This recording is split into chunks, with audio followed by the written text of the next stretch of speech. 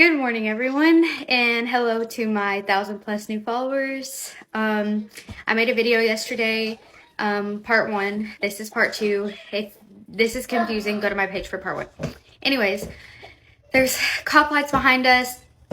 He's speeding like crazy.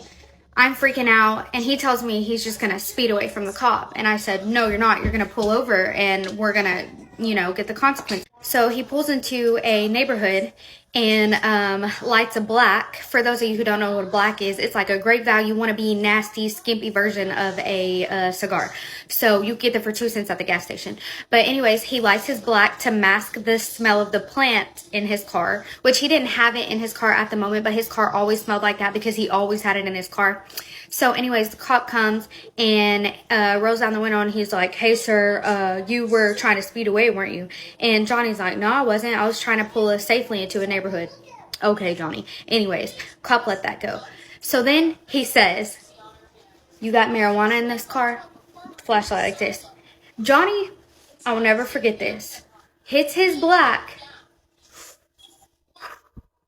blows it in the officer's face, and says, you don't smell nothing, do you? I don't know why that man didn't take us to jail right then and there. Obviously, the cop was mad because Johnny was being a smart butt the whole time. So he looks over at me and he's like, give me your ID. And I'm like, what? Yes, sir. Yes, sir. So I get my ID out and I give it to him.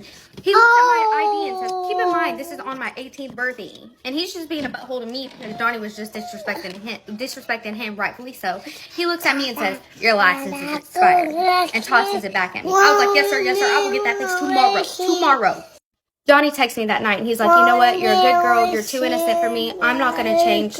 We shouldn't be together. After crying and wallowing in my self-pity all day, I texted him and I said, no. I said, I think you do want to change and I believe that you will. And here we are 4 years later, 2 beautiful kids, just bought our home and we're married. I'm sorry if y'all thought part 2 was going to be just as interesting, but if there's any other stories y'all want to hear, just let me know. I don't know why he didn't take Johnny to jail that night, but he did end up writing him a fat ticket.